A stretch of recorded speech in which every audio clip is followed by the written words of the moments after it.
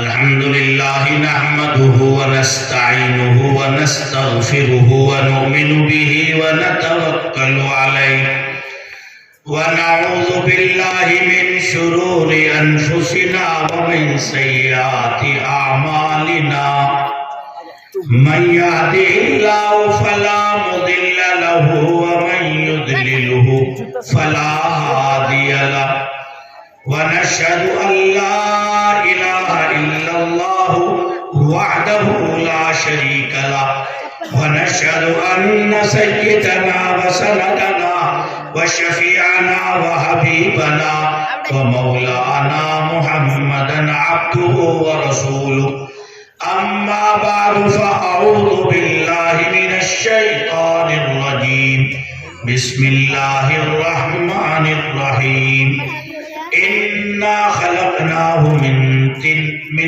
طين لازم وقال الله تعالى ولو علم الله فيهم خيرا لأسمعهم وقال الله تعالى يا أيها الذين آمنوا اتقوا الله وقولوا قولا سديدا يصلح لكم أعمالكم ويغفر لكم ذنوبكم ومن يطع الله ورسوله فقد فاز فوزا عظيما صدق الله العظيم وصدق رسوله النبي الكريم وعلى آله وأصحابه الطيبين الطاهرين.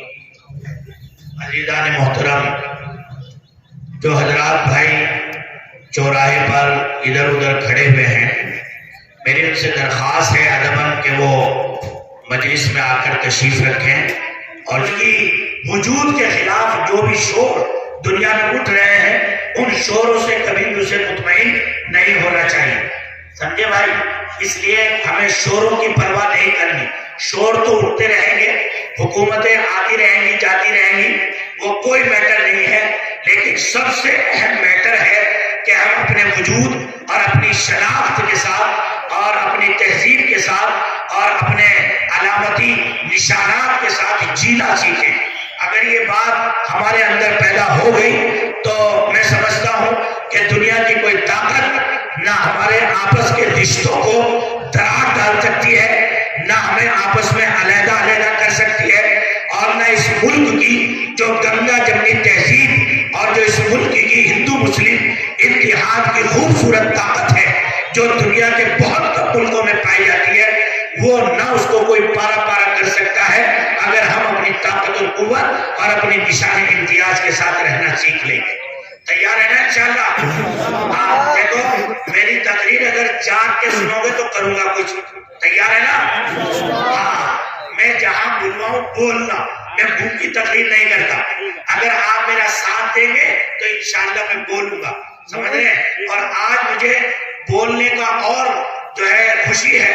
یہاں ماشاءاللہ یہ جو پگڑیاں نظر آ رہی ہیں یہ وہ مستقبل ہے ہندوستان کا کہ یہ سارے فرقہ پرستوں کی باطل سازشیں ناکام ہو جائیں گی اگر ایسے ہی ہندوستان میں اسٹیج سجتے ہیں.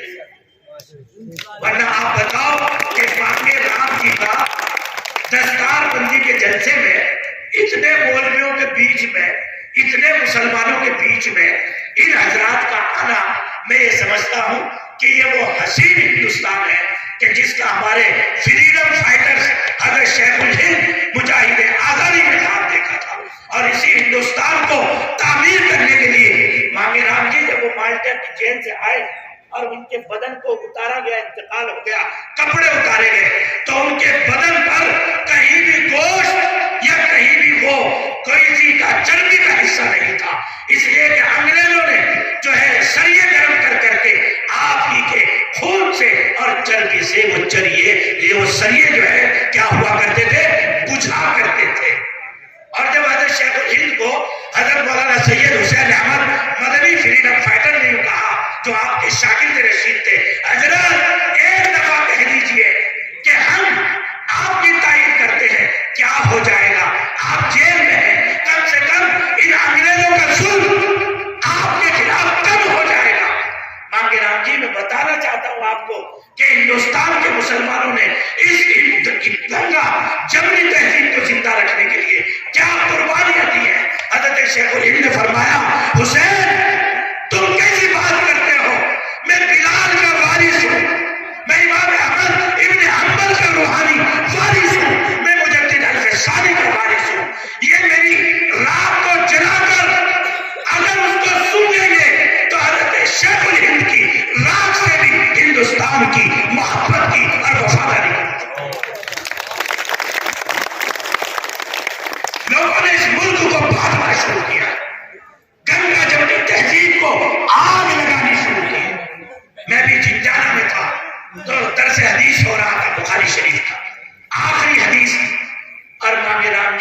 اسٹیج غیر مسلم بھائیوں سے بنا ہوا، وہاں کے چیئرمین، وہاں کے نائب چیئرمین، وہاں کے کالجوں کے ذمہ دار آشیش متل جی، شندے جی، فلاں جی، میں نے کہا کہ پورے ملک میں اس انداز کے اسٹیج قائم کرنے کی ضرورت ہے تاکہ فرقہ پرست طاقتوں کا منہ کالا ہو جائے، وہ اس ملک کے وفادار نہیں بلکہ اس ملک کے غدار ہیں۔ اس ملک کا وفادار وہ ہے، اس ملک کا وفادار وہ ہے کہ جو اس ملک کی طاقت کو بیچنے کے بجائے، بکھیرنے کے بجائے، توڑنے کے بجائے اس ملک کی طاقت کو جوڑنا جانتا۔ اور جس قوم پر فرقہ پرستی کا الزام لگاتے ہو، جس قوم کو آتنکواد کہتے ہو، اور جن مدرسوں کو آتنکواد کا اڈا کہتے ہو، سالم اشرف قاسمی کی زبان سے سنیے، یہ وہ قوم ہے کہ جو روزانہ اپنے رب کے سامنے اس مٹی پر ہندوستان کی 5 مرتبہ نہیں 50 مرتبہ اپنی پیشانی کو جھکاتے ہیں۔ اور جس وقت میں اس مسلمان کا انتقال ہوتا ہے اسے جلایا نہیں جاتا، کیا کیا جاتا ہے؟ دفنایا جاتا ہے۔ کیوں؟ تاکہ اپنے مادر وطن سے مر کر بھی جدا نہ ہو، مر کر کے بھی جدا نہ ہو، اور 2 گز زمین لے کر کے مرے تاکہ مرنے کے بعد بھی کوئی غدار نہ کہہ سکے۔ اس لیے میں کہا کرتا ہوں بھائی مانگے رام جی تو 300 بیگھے کے زمین کے مالک ہیں، یہ تو بڑے سیٹ ہیں یہاں کے، لیکن ہم بھی سیٹ ہیں، اس لیے کہ ہم لے کے بھی مرتے ہیں۔ جی بابو جی لے کے بھی مرتے ہیں، سمجھے بھائی؟ کتنا بھی غریب آدمی ہو لیکن اسے بھی ہندوستان کی 2 گز زمین تو ضرور چاہیے، چاہیے کہ نہیں چاہیے بھائی؟ تو اس لیے بھائی میں یوں کہا کرتا ہوں کہ اصل کسان، اصل زمیندار وہ ہے کہ جو اس دنیا سے جانے کے بعد بھی اپنے وجود کو اسی زمین میں ملا دے۔ اور بھائی جب زمین کی بات آئی گئی اور یہاں بڑے بڑے زمیندار بھی بیٹھے ہیں تو میں زمین ہی کی بات سنا دوں کہ اس زمین کے اندر کیا خوبیاں ہیں، اس زمین کے اندر کیا خوبیاں ہیں۔ اور خدا کی قسم اگر زمین کی خوبیوں کے ہم وارث بن گئے نا، اور جو زمین اپنے اندر کمالات رکھتی ہے، اگر اس زمین کے کمالات اور خوبیوں کو مسلمان اور ہندو اس کی کوئی تفریق نہیں، اس ملک میں بسنے والا کوئی بھی آدمی اگر مٹی کی، زمین کی خاصیات کو اپنے اندر پیدا کر لے گا تو اس ہندوستان کا پکا سچا اور اس رب کا پکا سچا بندہ بن جائے گا اور اللہ کا بھی محبوب بندہ۔ سبق سنیں گے نہیں انشاءاللہ؟ بس یہ 4 باتیں بتاؤں گا، اس کے بعد یہاں آپ نیتا جی کی تقریر سنیں گے، علماء کی تقریر سنیں گے، بزرگان دین آئے ہوئے ہمارے جو قابل احترام ہیں، ہمارے سروں کا تاج ہے، ہماری پیشانی کا جھومر ہے، ملت اسلامیہ کا مان ہے، سمان ہے۔ اس ملک پر جب بھی کالے بادل چھائے ہیں ہمیشہ انہی سفید کپڑے اور ٹوپی والوں نے اپنے برادران وطن اور اپنے بھائیوں کے ساتھ مل کر بلیدان دیا ہے، اور دلی سے لے کر کلکتے اور پشاور تک کوئی درخت ایسا نہیں تھا جس پہ کسی عالم دین کی گردن نہ لٹکی۔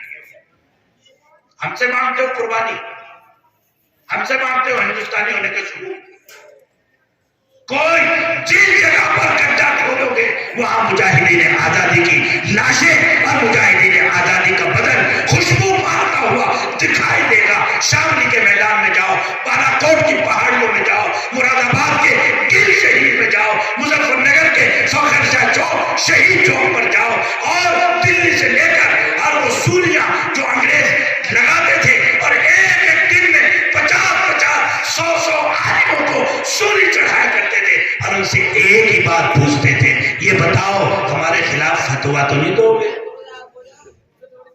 علماء کہتے تھے زندگی چلی جائے، جان چلی جائے، تم دشمن ہو ملک کے، تمہارے خلاف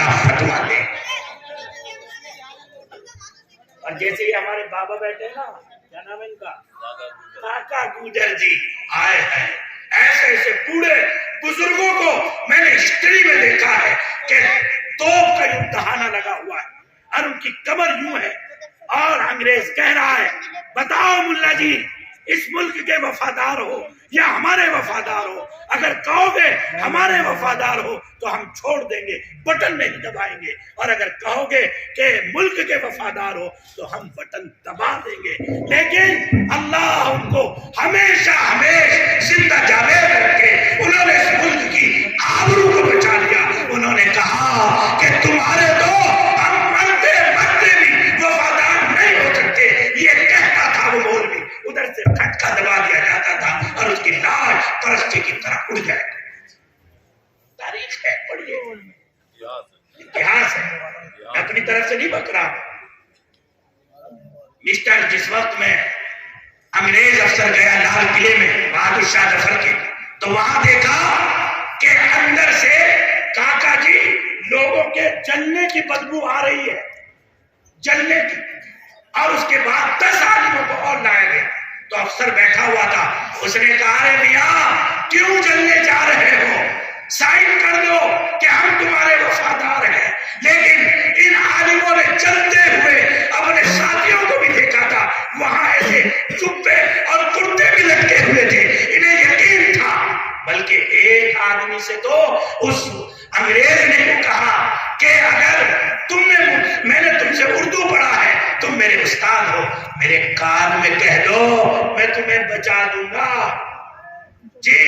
لیکن اس بزرگ عالم دین نے کہا تیرے کان میں کہہ کے میں یہاں تو بچ جاؤں گا، کل کو جب قاسم نانوتوی، کل کو جب بڑے بزرگ احمد شہید، اور جب حضرت بلال، حضرت سمیہ، جب ان شہداء کا سامنا کروں گا تب کیا جواب؟